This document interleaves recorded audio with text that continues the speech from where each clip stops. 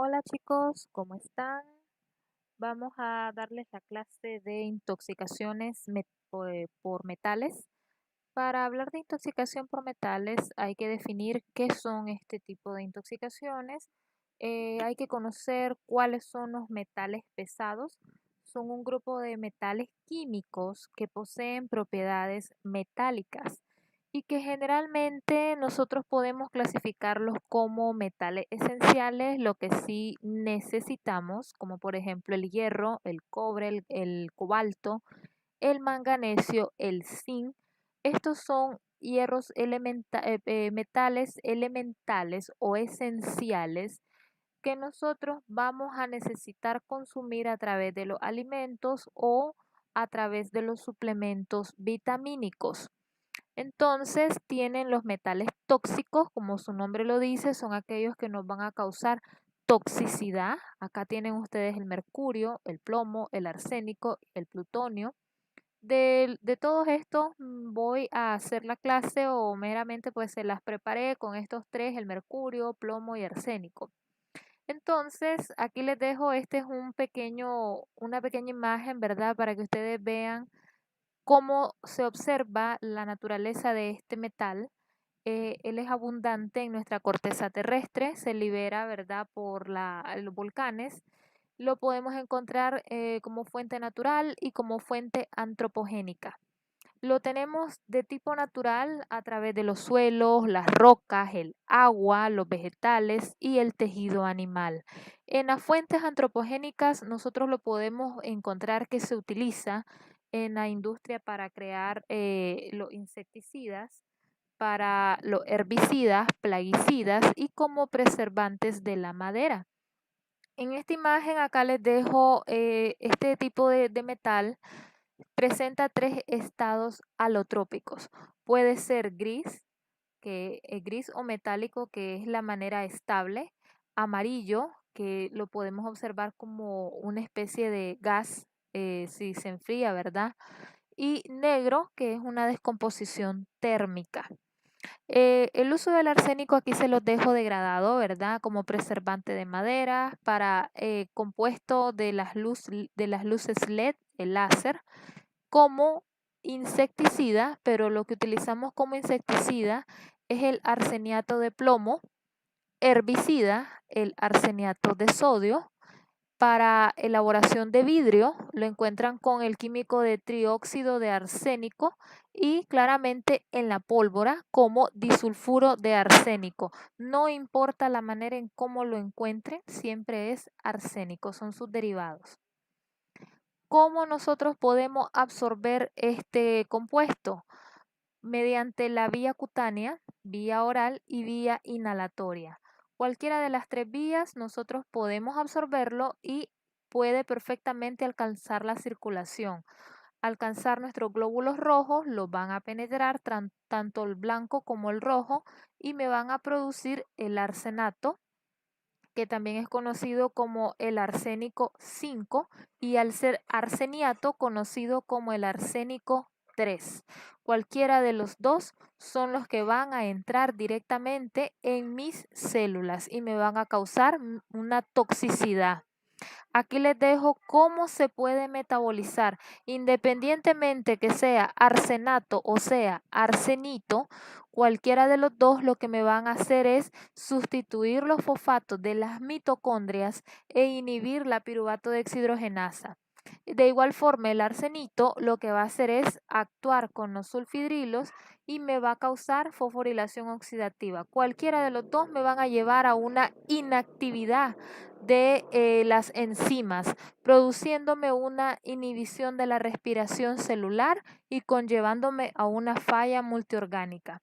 Ok, entonces, de cualquiera de las dos maneras de cómo nosotros estamos consumiendo o absorbiendo, mejor dicho, este compuesto, sea como arsenato o arsenito, en resumidas cuentas me van a hacer una inactivación de la actividad enzimática.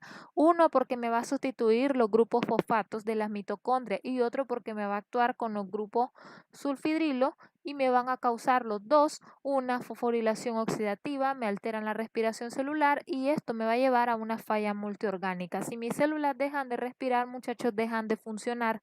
Si ellas dejan de funcionar, me van a llevar a una falla multiorgánica. Primeramente, falla pulmonar, cerebral y cardíaca. Bueno, el cerebro es la última siempre en ese orden, ¿verdad? Pero de igual forma, esos son los tres órganos importantes que me van a hacer el daño. Entonces, aquí les dejo la etiología o las causas principales de las intoxicaciones por arsénico. Tenemos las causas por homicidios, por terrorismo, de manera de suicidios o de manera accidental. Entonces, en el caso, ¿verdad? De las más comunes acá son los homicidios, ejemplo, las personas que van a causar una intoxicación por esto o que consiguen el líquido y van a combinarlo, ¿verdad? Con los alimentos. Inclusive pueden encontrarlo en la manera de polvo y pueden perfectamente también causar este tipo de intoxicación. Entonces, ahí tienen, si yo les pregunto, cuáles son las causas principales de intoxicación por arsénico, ustedes ahí me pueden dejar estas cuatro, ¿ok? Entonces, aquí les dejo, esto es muy importante. ¿Cuál es la dosis tóxica? Siempre pregunto eso, ustedes pues ya más o menos haciendo sus resúmenes. La dosis tóxica del arsénico es de 0.5 miligramos por cada kilo de peso. Es preocupante, la verdad, porque es una dosis baja la que necesitamos para producir la toxicidad. Y la dosis letal es de 1 a 3 miligramos por cada kilo de peso. Saquen el cálculo para una persona de 70 kilos, cuál sería su dosis tóxica y cuál sería su dosis letal, tomando de referencia en dosis letal 1 miligramo por cada kilo de peso. Por eso ahí les puse, a veces es difícil establecer, ¿verdad? La dosis letal del arsénico, porque claramente pues a veces en las combinaciones de los alimentos no podemos nosotros saber cuánta cantidad tiene y que le pudo haber producido la muerte. Entonces, ahí tienen, ¿verdad? Esa otra parte importante. El cuadro clínico, muchachos, es muy importante porque en este caso, el arsénico lo que me produce son dos fases. Fase aguda, en la cual puedo tener alteraciones gastrointestinales, alteraciones cardíacas, alteraciones de piel y las neurológicas, inclusive daño renal. En el caso de la crónica tenemos daño digestivo y cutáneas. Acá la más importante en la crónica es el daño sobre la piel. Esto lo vamos a observar más en aquellos pacientes que trabajan y que tienen el contacto directo con este tipo de metal. Entonces, aquí les dejo en la fase aguda, en las alteraciones digestivas puede ocurrir halitosis, que es el mal aliento. No es que sea mal aliento porque esta persona tenga un mal aseo de su boca, no, puede ser precisamente por el consumo o que está siendo envenenado con dosis bajas de arsénico o dosis alta. Un paciente que llegó a la emergencia con todo este tipo de cuadro clínico, yo estoy sospechando de una intoxicación por arsénico, va a tener su problema de halitosis. Otra cosa importante, las náuseas, el vómito, el dolor de estómago, que es la epigastralgia, diarreas, diarrea disiforme, hematoquesia. La hematoquesia prácticamente es la presencia de sangre en las heces y tienen el dolor hepático. El dolor hepático, acuérdense de que él va a tener su metabolismo en el hígado y al tener ese tipo de metabolismo me va a causar un dolor en el hígado. Entonces, ahí tienen, ¿verdad? Esa alteración. En lo que es a nivel cardíaco, podemos tener desde problemas de hipotensión, problemas de shock hipovolémico o choques cardiogénicos, disfunción miocárdica, es decir, que mi miocardio, que es el que me produce latido cardíaco, me va a empezar a actuar de manera más lenta voy a tener problemas de edema de pulmón y problemas de arritmia. A nivel de la piel voy a tener irritación, vesículas o formación de ampolletas de agua, desprendimiento de la piel, exantemas y las líneas de MES. Las líneas de MES, muchachos, son prácticamente leucopenias. Cuando hablamos de leucopenias es de que la uña se pone con líneas blancas o con coloración muy pálida blanquecina, producto de intoxicación por arsénico. En las agudas no les digo que no lo vamos a ver, claro que sí, pero estos síntomas cutáneos se reflejan más en las fases crónicas que las agudas. Neurológicos, podemos tener dolor de cabeza, confusión, que es letargia, convulsiones, coma y polineuropatías, es decir, alteraciones del tejido nervioso. A nivel renal vamos a tener alteraciones de los glomérulos e insuficiencia renal. Entonces, en estas imágenes acá les dejo. En las primeras observen la formación de vesículas, que son estas ampolletas o estas ampollas blanquecinas que ustedes pueden observar. Esto es indicativo de un paciente que ha trabajado con este compuesto, con este químico. Acá en esta imagen pueden observar el desprendimiento de piel producto de la misma intoxicación crónica. Aquí tienen las líneas de MES o las leucopenias y aquí tienen las alteraciones exantemáticas o los círculos rojos que prácticamente estamos observando la intoxicación de arsénico. Entonces, en la fase crónica, lo que más predomina, como les estaba diciendo, son las alteraciones cutáneas, inclusive de las mucosas, eritemas, pápula, vesícula, úlcera, hiperkeratosis, que es aumento de la piel, aquella piel se ve gruesa, tanto de la palma de las manos como de los pies, verrugas e hiperpigmentación. La piel se puede poner inclusive de color un poco más oscura. A nivel gastrointestinal, ahí tienen las náuseas, los vómitos, los dolores abdominales, las diarreas, la cirrosis, inclusive puede aparecer cáncer específicamente de hígado, de estómago, según la toxicidad que estamos experimentando. Aunque les digo, es mucho más común encontrar de hígado porque recuerden que es el órgano magno donde se va a dar la metabolización de este compuesto. El diagnóstico. El diagnóstico necesitamos un examen general de orina para determinar los niveles de arsénico. Podemos hacer complementarios como una radiografía de abdomen, una biometría y un examen de ionograma que prácticamente es en sangre que nos permite saber o conocer los niveles de iones que hay en sangre, ¿verdad? Entonces ahí yo puedo mandar a pedir arsénico, puedo mandar a pedir plomo, puedo mandar a pedir lo que es cómo está el sodio, el potasio, el cloro, el magnesio, el manganesio, el zinc, para revisar meramente cómo están siendo alterados. Podemos hacer un electrocardiograma que prácticamente es para observar el daño o la alteración miocárdica, e inclusive un ecocardiograma para observar la fuerza de contracción que tiene el corazón y un perfil hepático para determinar el daño en este órgano, ¿verdad? Que estamos sufriendo.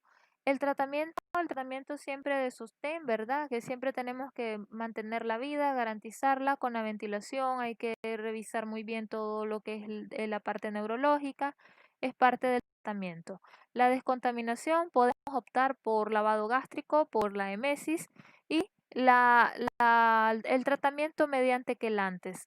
Entonces aquí les dejo el tratamiento de sostén, mantener la vía aérea permeable, asegurar la ventilación y la estabilidad hemodinámica. Esto siempre es parámetro importante antes de dar otro tratamiento específico. La descontaminación, como les estaba diciendo, el lavado gástrico y la inducción de la hemosis, ¿verdad? Para que nos va a ayudar a nosotros a hacer una limpieza más rápida del contenido del estómago, si es reciente. Y de los quelantes tienen estos dos importantes, el dimecaprol y tienen el dimercaptosuccínico.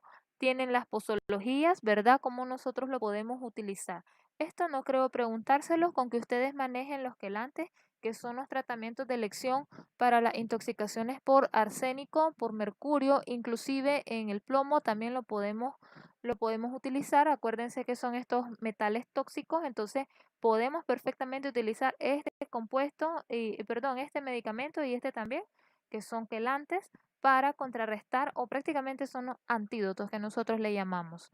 El plomo es un compuesto metálico gris o grisáceo blando y maleable que se obtiene por fundición o refinamiento en las minas. Entonces, prácticamente el plomo, tal vez ustedes no van a tener contacto con esto. Esto es más para la gente que trabaja en minas. Está compuesto, ¿verdad? Meramente por este material de color grisáceo o mejor dicho, algo maleable.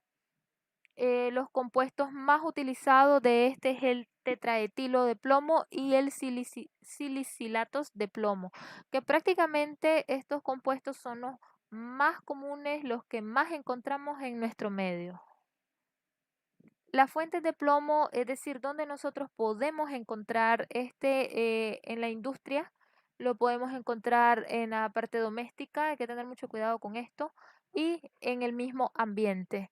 Entonces, aquí les dejo en el caso del ambiente, los tubos de escape de los autos, las motos, los camiones, los aviones, los barcos y la constitución del petróleo. Entonces, prácticamente es algo que nosotros utilizamos de día a día, y nos estamos intoxicando, estamos inhalando plomo.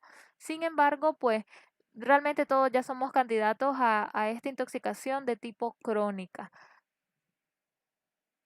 Aquí les dejo en el caso, ¿verdad? De las tuberías, muchachos, esto sí lo estamos también consumiendo. Consumimos las sales del plomo de las tuberías arrosas. Esto es algo muy delicado porque nosotros todos los días consumimos agua, tanto para nuestros alimentos, para bañarnos o de consumo directo. Y de igual forma las tuberías subterráneas que hay en la ciudad son tuberías viejas, más de 10 años de edad y prácticamente deben de estar así, zarrosas, así que estamos consumiendo plomo diariamente, aunque sean nanogramos, pero igualmente lo estamos consumiendo. En la toxicocinética aquí les dejo la absorción oral es rápida, sobre todo, ¿verdad? En los adultos se absorbe entre un 5 a un 10% prácticamente, ¿verdad? Nosotros ya estamos en un porcentaje bajo de absorción. Es más para los niños que están consumiéndolo o que prácticamente lo pueden absorber 5 veces más que nosotros entre un 40 a un 50%. Esto es alarmante porque los niños lo pueden consumir de manera accidental mediante la pintura de los juguetes. Hay que tener mucho cuidado con eso. Recuerden que los niños todos se meten a la boca y esa es su manera de descubrir el mundo y prácticamente pues ya se ha demostrado ciertos juguetes, no me gusta decir marcas, ¿verdad? Pero me compete ahorita porque es parte de la misma didáctica que estamos revisando ahorita. Y sépanlo, por ejemplo, la línea Mattel en las muñecas Barbies, los muñecos Fisher Price también estaban conteniendo en sus pinturas que entre más coloridos son estos juguetes que llaman la atención de los niños, contienen plomo. Así que hay que tener mucho cuidado con eso, ¿ok? La distribución entre un 80 a un 95% va a ser a nivel músculo-esquelético. El metabolismo, ya saben, es hepático y se va a eliminar mediante los riñones, ¿verdad? La orina, la saliva, el sudor, parte biliar y la piel a través de la evaporación. El cuadro clínico por el plomo, aquí lo tienen prácticamente, ¿verdad? Acá lo más importante es de que puede producir disminución de la sinapsis, alteraciones del sistema nervioso central, disminución de los neurotransmisores.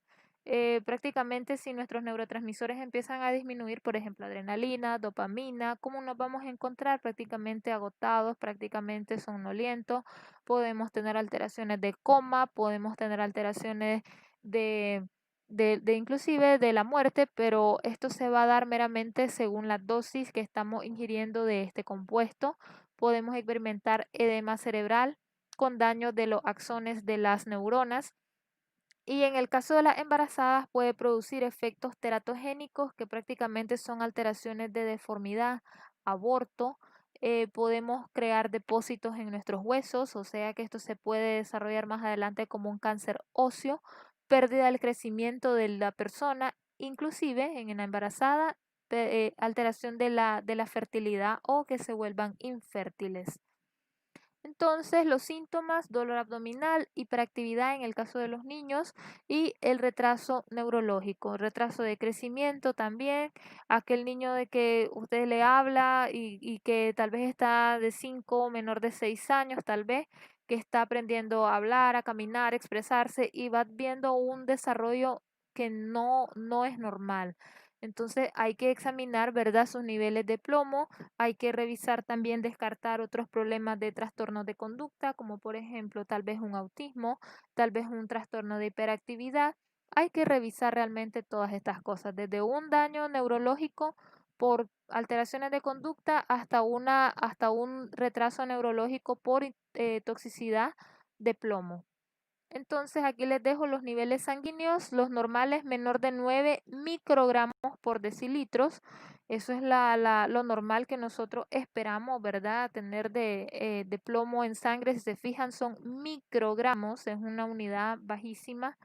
Niveles ya de 10 microgramos por decilitro, ya empezamos a experimentar disminución de coeficiente intelectual, y niveles mayores de 50 microgramos por decilitro, ya esto es de pegar carreras. Entonces el tratamiento igual, manejo inicial, la descontaminación, los quelantes. Las dosis tóxicas aquí se las dejo, menores de 0.5 microgramos al día, dosis letales mayores de 5 gramos al día, y la dosis permisible laboral debe ser inferior a 0.15 microgramos por metro cúbico. Así que estamos hablando de que si vamos a permitir a los mineros, ¿verdad?, que estén ejerciendo su labor, podemos permitirle o podemos recomendar en medicina ocupacional a la empresa que le permita a sus trabajadores trabajar, valga la redundancia, ¿verdad?, laborar con 0.15 microgramos por metro cúbico. Estamos hablando de una dosis bajísima para poder trabajar. El mercurio, aquí tienen, es otro metal, ¿verdad? En este caso es el único elemento químico de aspecto plateado, de tipo líquido. Inclusive lo podemos encontrar en polvo, pero en el caso del polvo, pues ya prácticamente esta forma es de manera orgánica, que prácticamente nosotros la podemos consumir. Hay que tener mucho cuidado con esto.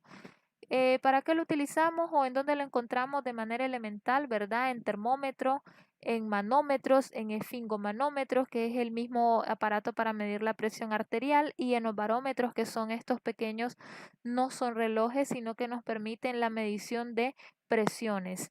Entonces, aquí tienen todo este tipo de manera en que nosotros lo podemos utilizar. Si ustedes se fijan, tiene un aspecto plateado brillante, se mira muy bonito, pero realmente pues es bastante peligroso para nuestra salud. Aquí les dejo el mercurio elemental, es un metal blando de forma líquida que a mayor temperatura se puede evaporar, y es un vapor inodoro e incoloro. ¿Qué significa eso? Que no tiene color y no tiene olor. Los usos comunes en electroquímica, en aparatos eléctricos, corrijan acá, eléctricos, en pintura para barcos como fungicidas, y en lo que es el uso odontológico para las restauraciones de las muelas con amalgamas. Pero les digo, en el caso de las restauraciones que se van a utilizar, pues la amalgama de las plateadas, son a base de mercurio, pero no es puro, muchachos, para que no tengan miedo, ¿ok? No se van a morir por eso. Entonces, aclaro, ¿verdad?, esa parte acá. En la toxicocinética les dejo la absorción. Se logra absorber de un 90 al 100% cuando es ingerido por vía oral, inclusive por vía inhalatoria, y la distribución es por vía sanguínea. Aquí les dejo altamente tóxico, se absorbe fácilmente, traspasa la barrera hematoencefálica, así que esperemos daño a nivel neuronal, atraviesa la placenta, muy mortal en el caso de la embarazada, y atraviesa pues lo que es nuestra barrera digestiva. Es neurotóxico irreversible, o sea que nuestro daño no tiene vuelta atrás, y la excreción renal es lenta. Aquí les dejo esta otra parte importante. Los enlaces del carbono mercurio lábil se rompen cuando se absorbe, es decir, cuando nosotros absorbemos el mercurio, se rompen los enlaces del carbono y vamos a liberar el mercurio iónico. Claro, si nosotros venimos y rompemos acá, nos quedamos solamente con el mercurio iónico. El mercurio es una sustancia lipofílica. Acuérdense que toda sustancia lipofílica se va a absorber de manera más rápida. Atraviesa las barreras permitiendo la entrada del tóxico hacia el interior de nuestras células. Recuerden muy bien que lo que es lipofílico significa que tiene afinidad por el tejido graso, y obviamente se va a absorber rapidísimo. Por eso alcanzamos un 90 o un 100% de esta absorción. Se elimina mediante mediante las heces entre un 90% y a nivel renal a un 10%. Así que en este caso, el mercurio muy poco lo vamos a eliminar a través de la orina, lo vamos a eliminar más a través de las heces.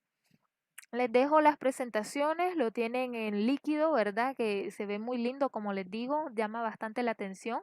Y lo tienen en polvo, aquí se los dejo, ¿verdad? El cloruro de mercurio. Entonces, prácticamente este tipo de compuesto en cualquiera de sus dos presentaciones es altamente tóxico, muchachos, ¿ok? Les dejo acá, nosotros lo utilizamos o lo vemos también, hay que tener cuidado, chicas, con el maquillaje, ¿verdad? Que pueda contener plomo, a veces esos colores tan brillantes que tienen sobre todo los esmaltes, los labiales, perfectamente pues podemos observar que se utiliza en industria de cosméticos y tenemos que tener sumo cuidado.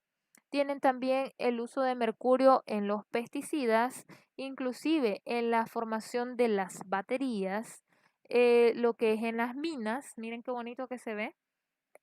Naturalmente, ¿verdad? Lo encontramos como composición volcánica y en medicina de uso odontológico para las restauraciones de las calzas. Pero como les digo, esto ya aquí no está puro, esto está combinado, aquí hay zinc, aquí hay cobre, aquí hay mercurio, entonces es una combinación de varios químicos, lo cual no tiene un alto grado de toxicidad, ¿ok? Les dejo también la absorción. Esto, pues, aquí les estoy recalcando lo mismo, es buena, es rápida mediante la vía digestiva, respiratoria y a través de las mucosas, se distribuye a nivel sanguíneo mediante la albúmina. Acuérdense que la albúmina es una proteína de transporte que la reconoce inmediatamente, se une a ella y la va a llevar mucho más rápido a los sitios de acción. En este caso serían los órganos de mayor vulnerabilidad, atraviesan la barrera placentaria y nuestra barrera hematoencefálica. El metabolismo sufre varias transformaciones en el hígado, en el cual se forman metabolitos que se almacenan en nuestro tejido nervioso. Esto ya es dañino porque prácticamente se queda clavado en nuestro tejido nervioso. La eliminación por vía renal sí se da, pero es un porcentaje bajo y mediante la leche materna. Acuérdense, aquí agreguen a través de la vía de las heces. Entonces, aquí les dejo la forma de mercurio. Tenemos el inorgánico, el orgánico y el metilmercurio. En este caso, el mercurio inorgánico es el que les estaba diciendo más atrás. El mercurio inorgánico prácticamente es el que está presente de manera que nosotros podemos absorberlo en nuestra sangre y puede durar hasta 28 días. En el mercurio inorgánico puede durar en nuestro organismo, en nuestros pulmones, prácticamente 1.5 días, 1.7, en nuestros riñones 64 días y en el cerebro más de un año. Así que hay que tener mucho cuidado, por eso se los dejo acá en rojo, ¿verdad?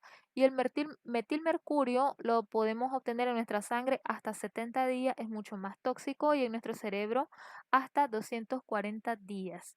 Entonces, revisen esta tablita, probablemente esta se las pueda preguntar, ¿verdad? En el examen.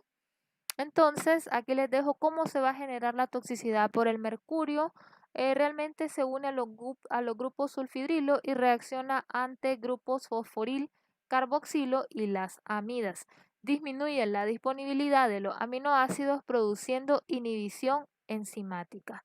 Como consecuencia vamos a tener alteraciones de las bombas transportadoras como la bomba sodio-potasio, los canales iónicos y el daño de la membrana celular. Así que vamos viendo que va a haber un daño desde la manera que hay de transporte, desde nuestras puertas de entrada y desde nuestra pared o la membrana celular.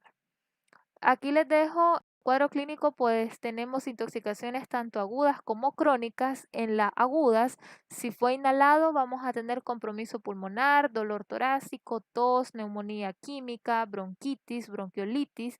Bronquitis es inflamación de los bronquios, la bronquiolitis, esto ocurre más en el caso de los bebés.